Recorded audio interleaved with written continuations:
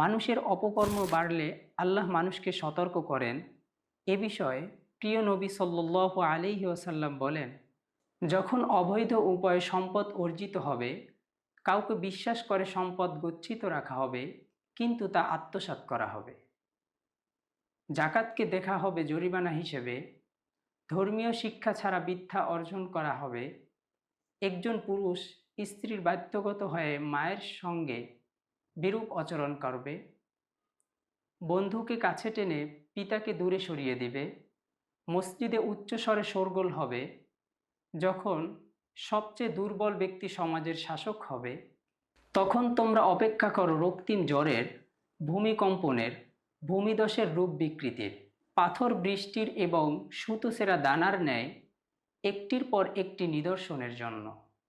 তিরমিজির হাদিস।